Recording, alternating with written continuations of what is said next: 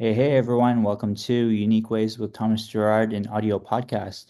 We've got a really great guest on today. He works with new and emerging leaders around the world to increase their people leadership skill set and develop effective, inclusive practices that make them better at people stuff. Please join me in welcoming Farai Madzima. Welcome. Hey, how you doing, man? Glad to be Good. here. Are you ready for 20 questions?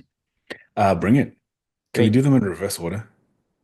Um, sure, yeah. Okay. Just messing around. No, Okay. no, it's your format, bro. Great. Okay. Question one. Tell me a little bit more about yourself. What do you do? In terms of thinking about a practice, a purpose for what I do, um, I want to make sure that managers and the people who report to them, I don't like that term, but that those two groups of people can have open and honest conversations about the things that matter, particularly to the person who's reporting.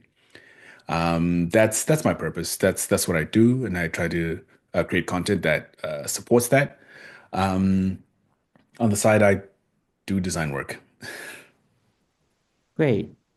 Just a note for the audience, if you guys are interested in the 2025 episodes so far, check out the episode with Ruth Kadar and Kareem Rashid. Those were both excellent episodes. Question two, what's a key Mm. piece of knowledge that makes you different? I know just how much care and consideration people who work in companies need to be able to succeed. And I also know just how ill-equipped managers and companies are to deliver that care. Hmm, great. Okay, question three, why this of all things? Why do you do what you do? I have a theory that people managers are probably the most influential people in the world. Almost everyone, I'm guessing, listening to this episode has got a people manager. It is known that people managers probably have the most influence on people's mental health because you spend 8 hours a day with that, not directly with that person, but with an environment that is heavily influenced by that person. If that people manager, creates a great environment for you, your mental health is going to be dope. And when you leave work, you can pass on those good vibes to the rest of your people. If you don't have a good manager or a manager who does not know how to do the job well, you could go home feeling shitty every day, every other day. And there is also a likelihood that you'll pass that on to other people. Now, if you think about the blast radius of a bad mood of somebody who's had a bad day of work, it can include all kinds of people, family, friends, the person who like drove your Uber, whatever.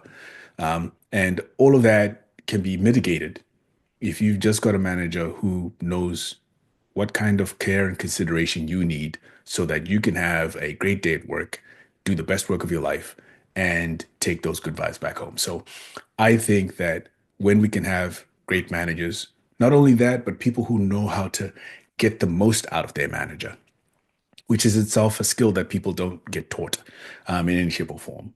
So I think this relationship matters because it is probably one of the most prevalent relationships that most people will experience in their working lives, which working lives take up most of people's lives. It's a big thing that matters. It's under the radar, and I think it matters. Nice, I love it. Some people struggle with number four, but the question is, what does your future look like? More bold, I think.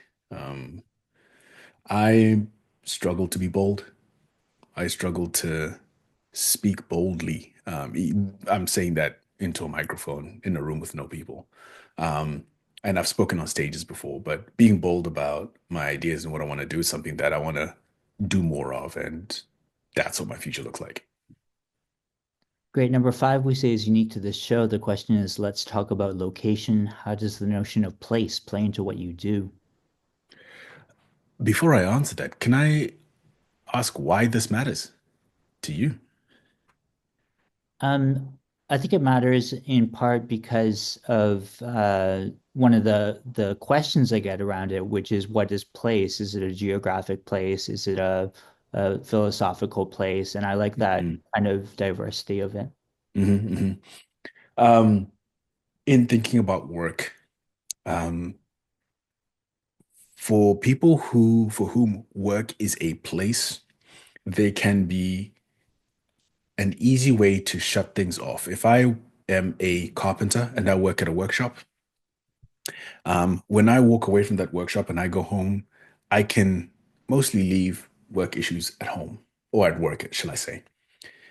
The challenge that we face now in a world that is way more hybrid, and a world where we are doing a lot more knowledge work and things are more complicated, is that work no longer has a I don't think it has the right place in our lives, in that work is everywhere now. We are living at work. I have an office in my house.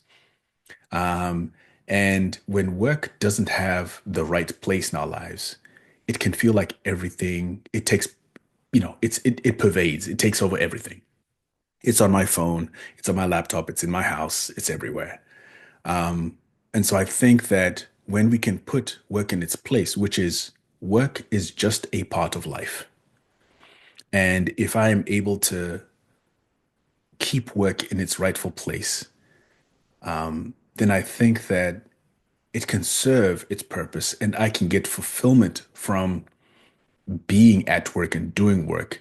But most importantly, I can be able to leave the place of work, put it in its place so that I can lead the rest of my life, which is not work. I think that we should be working to support our lives, not living to support work. And so I think when work can be in a separate place, we can do that better. Great, I like that. If you had to start from the beginning, what advice would you give your former younger self? Don't get a job. Hmm. Don't get a job. Even though my work and my interest is, is about the relationship and a relationship that only exists in the workplace. People don't have managers unless they're working. Maybe if you're an artist or something like that. Um, this is the way that the world is set up. Capitalism, the world we live in, is set up like this. But I think there is way more room for entrepreneurship for people to do things for themselves, particularly in 2025. And I would encourage my former self to develop the skills of being able to do something along those lines rather than trying to build a great resume and CV and spending your life trying to sell that. Nice. Seven, what's a day in your life like? Um, I'm starting with hydration because you run out of electrolytes in the morning. Um, I got two kids, 5 and 13, so they need to break fast so that they can get ready for school. So we're doing that. Then drive and drop off, and then come back. And one of two things: either I'm in the zone to work out, then I do the workout, or I need to write. And so I spend, I try to get into a 3 hour pocket of writing, creating. Um, then a workout, a meal, and then in the afternoon, either picking up or do more writing. And then when kids come back, gotta do dad things. And then spend time in the evening with my lady. Perfect. Number eight, lifelong learning is a popular topic. How do you stay up to date? I don't. There is too much to stay up to date on. Um, maybe I do stay up to date. Lifelong learning is a popular. I have reading that is relevant to what I'm trying to do right now, which is some trying to write a book about like one-on-one meetings, and so I'm looking at less around the topic of the content, but I'm trying to find the right vehicle to share it. Hmm. And so I guess I do research on a thing that I'm working on rather than just trying to learn things, trying to learn, tools. So the long way to answer that is when I have a task I need to complete, I will do the research to prepare me for that task. And then, yeah, then I keep going. But I don't learn tools for the sake of learning tools or things like that because it's just too much newness that's coming along. Great. And nine is about tools. The question is, what tools do you use? Do you use both digital and analog tools? I have a pen and a stack of sticky notes on my desk. I write things on those but that's more just to, when my head is too full of ideas, then I just write them down so that I can put them in a parking lot. But almost everything else I am doing digitally. So I'm using some kind of Notion notes, Obsidian to write things down. IA Writer is a great tool to do that on. But yeah, almost everything is on my laptop mostly. I don't work on my phone as much. I also have an app that on my phone that stops me from like the infinite pools of Instagram and Pinterest and all that kind of stuff as well, because being a digital nomad means that you have access to everything, which is dangerous. So I have tools to help me work and tools to stop me from falling into the pools of infinite content. Nice. Halfway point number 10. How do you deal with work life or life work balance?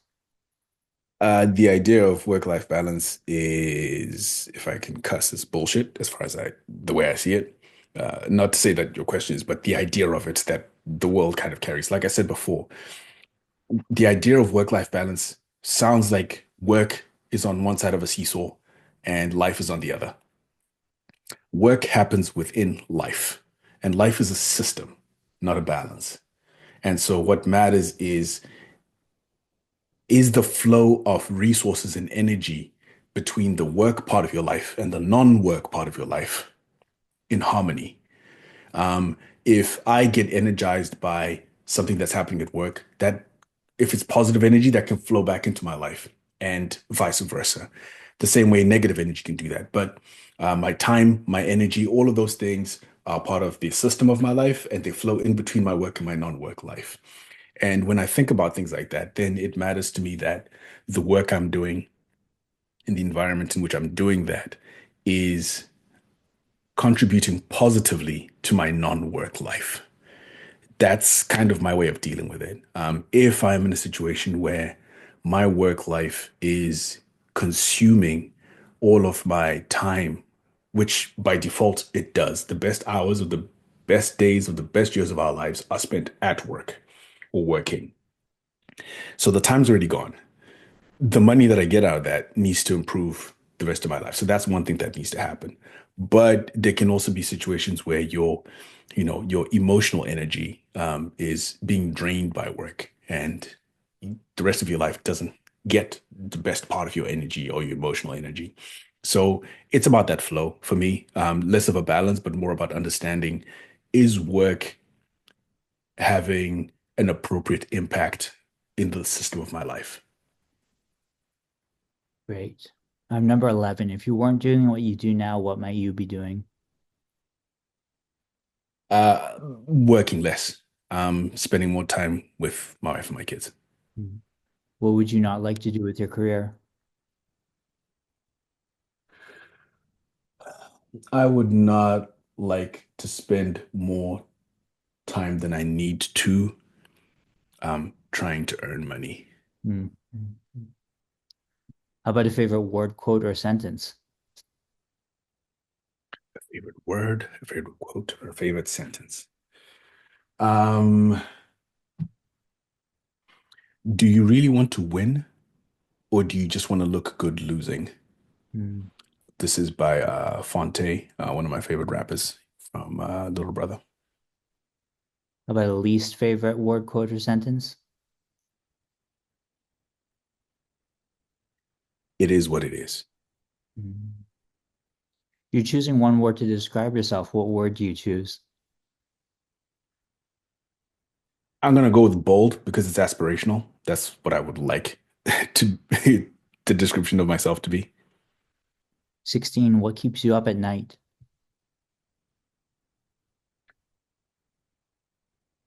I can literally get stuck in loops of trying to imagine what might have happened in a scenario that happened during that day or in other days. Mm. And that literally keeps me out. How about a dream you're chasing? I want to stand on a stage in front of 20,000 people who are mostly managers or people with managers and share with them what I've learned about great communication between those two groups. It's cool. Last few here, number 18, what inspires you? I have a 5-year-old and he is learning the ways of this world, but he just does not know all the garbage that we learn as we grow up. And he will share love, he will explore things, he will ask great questions. And I look at what he's doing and saying, and I'm like, yeah, we should learn to be more like there's always this thing about childlike curiosity and things like that, but I think the thing that matters to me is most to be unspoiled by the world. And that's what kids are. That's inspirational to me. Any advice you'd like to share?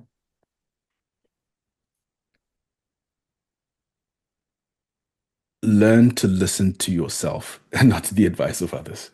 And listening to yourself means listening both to the good ideas you have and the shitty ideas you have, but knowing that it's all you and all yours, and which of those things you want to follow and nurture and get better at listening to. Great. And finally, number 20, how can our listeners keep tabs on you and what's our call to action? Um, you'll find me on the LinkedIn's these days. That's probably the best place to find me. I'm on LinkedIn, Farai Madzima. Okay, well, great. Thanks so much for joining today. Your responses are really engaging. It's really a pleasure to ask you these 20 questions today. Thanks so much. Thanks for giving me the invite. Take it easy, man.